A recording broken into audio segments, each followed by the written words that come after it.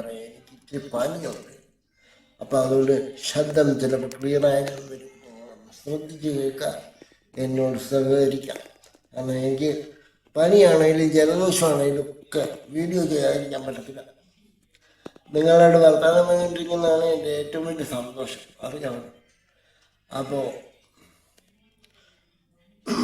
ആദ്യം തന്നെ ഒരു കാര്യം പറയണം, ഇത് നമ്മൾ ആരെയും കുറ്റപ്പെടുത്താനുള്ള വീഡിയോ അല്ല, ഇത് അവരോട് ഉള്ള ദേഷ്യം തീർക്കാനുള്ള വീഡിയോ അല്ല. എനിക്കൊരു കാര്യത്തെ തോന്നിയ കാര്യത്തിൽ എനിക്കൊരു അഭിപ്രായം പറയാൻ തോന്നിയ ഒരു കാര്യം പറയുക, അല്ലാതെ ആരെയും കുറ്റപ്പെടുത്താൻ ഞാൻ ആളുമല്ല. അപ്പോൾ നമ്മുടെ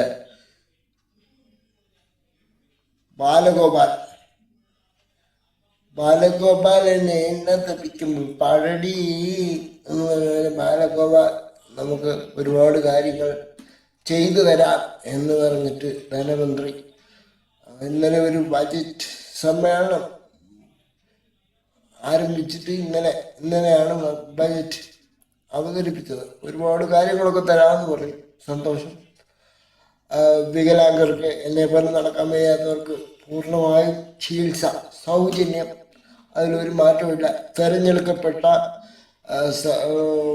സ്വകാര്യ ഹോസ്പിറ്റലും സൗജന്യം, അല്ലാത്ത സർക്കാർ ആശുപത്രിയിൽ പൂർണ്ണമായും സൗജന്യം, അതിലൊരു മാറ്റമില്ല എന്ന് അദ്ദേഹം എടുത്തെടുത്ത് പറഞ്ഞിട്ടുണ്ട്. പക്ഷേ ഞാൻ കാര്യം പറയട്ടെ, അത് നമ്മൾ എന്തെങ്കിലും കാര്യത്തിന് സർക്കാർ ആശുപത്രി ചെല്ലുമ്പോൾ ഈ കാര്യം എന്ത് കാര്യം ആയിക്കോട്ടെ, ചിലപ്പോൾ പനിയായിരിക്കും, ചിലപ്പോൾ വലിയ മാരകമായ അസുഖമായിരിക്കും, മാരകമായ അസുഖം വരാതിരിക്കട്ടെ. അപ്പം നമ്മൾ ചെല്ലുന്നൊരു കാര്യം പറയും, ഈ കാര്യം ഈ പദ്ധതിയിൽ ഉൾപ്പെടുത്തിയിട്ടില്ല കേട്ടോ. സ്ഥിരമായിട്ട് കേൾക്കുന്ന, സ്ഥിരമായിട്ട് അനുഭവമുള്ളതാണ്.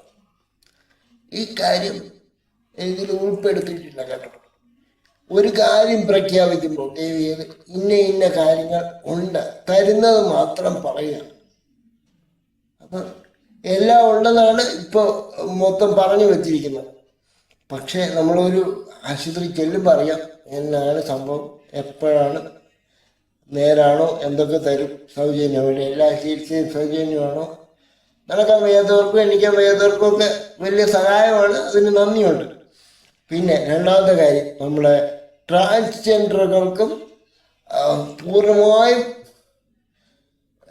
ചികിത്സ സൗജന്യമാണ്, അതിലൊരു തർക്കമില്ല എന്ന് പറഞ്ഞിട്ടുണ്ട്. അപ്പം അവരും എന്തോത്തിനും ചെല്ലുമ്പം ഈ പറഞ്ഞ പോലെ ഈ പദ്ധതി ഉൾപ്പെടുത്തിയിട്ടില്ല, ഈ കാര്യത്തിൽ പദ്ധതി ഉൾപ്പെടുത്തിയിട്ടില്ല എന്ന് പറയും. അപ്പം അങ്ങനെയല്ലാതെ എല്ലാവർക്കും സൗജന്യമാക്കി, ഞങ്ങളെപ്പോലുള്ളവർക്കും ട്രാൻസ്ജെൻഡർക്കും എല്ലാം സൗജന്യമാക്കിയത് സ്ഥിതിക്ക് ഞാനൊരു കാര്യം പറയാം. ഈ ട്രാൻസ്ജെൻഡറുകൾ ഓപ്പറേഷൻ ചെയ്തിട്ടാണ് ആണ് പെണ്ണും പെണ്ണാണും ആകുന്നത് മിക്കവാറും. ശരിക്കും അങ്ങനെ ചെയ്താലേ അവരുടെ ജീവിതം പൂർത്തിയാകത്തുള്ള ഒരു ഭൂരിപക്ഷം ജനങ്ങളും അവരിൽപ്പെട്ട ജനങ്ങൾ വിശ്വസിക്കുന്നുണ്ട്. അപ്പോൾ അവരുടെ ഓരോ ഓപ്പറേഷൻ ചിലവാകുന്ന തുക 50 ലക്ഷം മുതൽ 75 ലക്ഷം വരെ, ചിലപ്പോൾ വലിയ കേസൊക്കെ ആണെങ്കിൽ 80 ലക്ഷം രൂപ വരെ ആകാറുണ്ട്. അപ്പം ദയവായിട്ട് ഭാവിയിലെങ്കിലും ഈ ട്രാൻസ്ജെൻഡറുകളിലെ ഓപ്പറേഷൻ, ഈ നമ്മുടെ മൂന്നാം ലിംഗക്കാർ, എനിക്ക് ആ ഇംഗ്ലീഷ് പദം പനി കാരണം ഉച്ചരിക്കാൻ പറ്റുന്നില്ല, മൂന്നാം ലിംഗക്കാരുടെ ഓപ്പറേഷൻ, പെണ്ണും ആണും ആകാനുള്ള ഓപ്പറേഷൻ പൂർണ്ണമായും സർക്കാർ ആശുപത്രികളിൽ സൗജന്യമായി ഇപ്പോഴെങ്കിലും ഭാവിയിലുള്ള കാലത്തെങ്കിലും അവർക്ക് കൃത്യമായ ഒരു വരുമാനം പോലും ഇല്ലാത്ത മനുഷ്യരാണ്, അവരെ അവജ്ഞയോടെ കാണുന്ന മനുഷ്യരാണ് ഇപ്പോഴും ഭൂരിപക്ഷം കേരളത്തിലുള്ളത്. അപ്പോൾ അത് മാറിയിട്ട് അവരുടെ പൂർണ്ണമായും ഉള്ള ചെലവ് ഏറ്റെടുത്തിട്ട് അവർക്ക് അവരുടെ ജെൻഡർ മാറാനുള്ള ഓപ്പറേഷൻ സൗജന്യമായി എത്തിച്ചു കൊടുക്കണം, അല്ലെങ്കിൽ ചെയ്തു കൊടുക്കണം എന്ന് ഒരപേക്ഷ നമ്മുടെ ആരോഗ്യമന്ത്രി വീണ ജോർജിനോട്, അതിന് പണം അനുവദിക്കുന്ന ബാലഗോപാലനോടും വിനീതമായി അപേക്ഷിക്കുന്നു. പിന്നെ ചെയ്യാൻ പറ്റുന്ന കാര്യം മാത്രമേ പറയാവുള്ളൂ. അത് ഞങ്ങൾ ബഡ്ജറ്റ് പറഞ്ഞു. അത് കഴിഞ്ഞ് ചെല്ലുമ്പോൾ ഇതേ ഉള്ളൂ അതില്ല എന്ന് പറയുന്ന പരിപാടി ഉണ്ടെങ്കിൽ ദയവായി അത് ഒന്നുകൂടെ സൂക്ഷ്മമായി പരിശോധിച്ചിട്ട് അതിനൊരു വ്യക്തത കൊണ്ടുവരണം എന്ന് താഴ്മയായി അപേക്ഷിക്കുന്നു. പിന്നെ ഒരു അപേക്ഷയും കൂടെ എൻ്റെ ഭാഗത്തു നിന്നുണ്ട്. ഞങ്ങളെപ്പോലുള്ള ഇപ്പോൾ എൻ്റെ ഒരു പല്ല് പോയാലോ അല്ലെങ്കിൽ ഒന്ന് ചെവി ക്ലീൻ ചെയ്യണതിലൊക്കെ ഒന്ന് എടുത്തുകൊണ്ട് പോകാൻ ആളില്ല. ഞങ്ങളെപ്പോലുള്ളവരെ എടുത്തുകൊണ്ട് പോകാൻ സന്മനസ്സുള്ള ഒരു വാലണ്ടിയർ സംഘത്തെയും കൂടെ നിങ്ങൾ ഈ നമ്മുടെ ആശാപ്രവർത്തകരെ പോലെ അവരെ ഞങ്ങളെപ്പോലെ എടുത്തുകൊണ്ട് പോകാൻ മനസ്സുള്ള വിദേശത്തൊക്കെ ഉണ്ടാകും അങ്ങനെ. അപ്പം എടുത്തുകൊണ്ട് പോകാൻ മനസ്സുള്ള ആരെങ്കിലുമൊക്കെ ഒന്ന് ഏർപ്പെടുത്തി അത്യാവശ്യ ഘട്ടങ്ങളിൽ 108 ആംബുലൻസ് ഉണ്ട്. ഞാൻ ഇതുവരെ വിളിച്ചിട്ടില്ല. 108 ആംബുലൻസ് അല്ലേ ഞാൻ ഉദ്ദേശിക്കുന്നത്. ആംബുലൻസ് ആൾക്ക് നിൽക്കുമ്പോൾ അല്ലാതെ ഞങ്ങൾക്ക് വലിയ പ്രയോജനമൊന്നും കാണത്തില്ല. കാരണം എടുത്തു കയറ്റണ ആൾ വേണമല്ലോ. അതിനകത്ത് എടുത്തു കയറ്റാൻ ആളുണ്ടോ ഇല്ലെന്ന് എനിക്കറിയത്തില്ല. അപ്പം അതുകൊണ്ട് എടുത്തു കയറ്റാനും കൂടെ ഒരു സംഘത്തെ നിയോഗിച്ച് ഞങ്ങൾക്ക് കൃത്യമായി മെഡിക്കൽ ചെക്കപ്പ് നടത്താൻ ഉള്ള ഒരു പദ്ധതിയും കൂടെ സർക്കാർ രൂപീകരിച്ച് തരണം.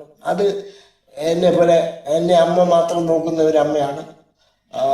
അപ്പോൾ ഫിസിക്കലി എന്നെ പൊക്കുന്നോ എടുക്കുന്നതൊക്കെ അല്ലെങ്കിൽ മൂത്രം ഒഴിപ്പിക്കുന്നതൊക്കെ അമ്മച്ചിയാണ്. അപ്പോൾ അല്ലെങ്കിൽ എവിടെയെങ്കിലും കൊണ്ടുപോകാനൊക്കെ സഹായിക്കുന്നത് അമ്മച്ചിയാണ്. അപ്പോൾ അമ്മച്ചിക്ക് എപ്പോഴും എടുത്തുകൊണ്ട് പോകാൻ പറ്റത്തില്ല. അമ്മച്ചി ആരോഗ്യം മോശമായിക്കൊണ്ടിരിക്കുന്നു.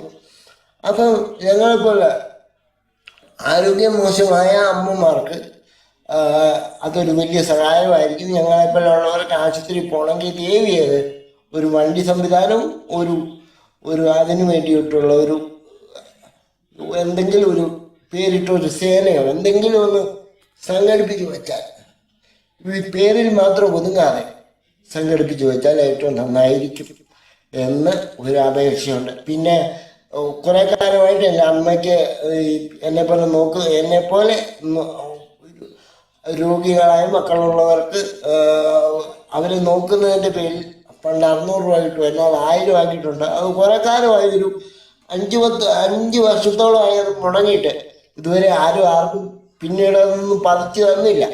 അപ്പം അത് കൂട്ടിയ സ്ഥിതിക്ക് അത് കൃത്യമായി ഞങ്ങളുടെ അമ്മമാരുടെ കയ്യിലോ അല്ലെങ്കിൽ ഞങ്ങളെ നോക്കുന്നവരുടെ കയ്യിലോ അത് എത്താനുള്ളൊരു സജ്ജീകരണം കൂടെ, അല്ലാതെ പേപ്പറിൽ മാത്രം ഒതുങ്ങിപ്പോരുത്. ഇത് ഒരുപാട് സങ്കടങ്ങൾ പറയാം. തന്നതിനൊക്കെ സന്തോഷമുണ്ട്. അത് പേപ്പറിൽ മാത്രം ഒതുങ്ങിപ്പോകാതെ തരാമെന്ന് വാക്ക് പറഞ്ഞാൽ വീട്ടുപടിക്കലോ അല്ലെങ്കിൽ ബാങ്ക് അക്കൗണ്ടിലോ എത്തിക്കാനുള്ള മനസ്സും കൂടെ കാണിക്കണം എന്ന് വിനീതമായി അപേക്ഷിച്ചുകൊണ്ട് തൽക്കാലം നിർത്തുന്നു. ഒരിക്കൽ കൂടെ പറഞ്ഞു, ഇത് ആർക്കും എതിരെയുള്ള ഒരു വീഡിയോ അല്ല. ഞങ്ങളുടെ സങ്കടം വേറെ ആരും കേൾക്കാനില്ലാത്തതുകൊണ്ടങ്ങ് പറയുക. അപ്പം മനസ്സിലായി കാണുമെന്ന് വിചാരിക്കുന്നു. വലിയ പ്രശ്നങ്ങളൊന്നും ഇല്ലാത്തവർക്ക് മനസ്സിലാവുമെന്ന് തോന്നുന്നില്ല.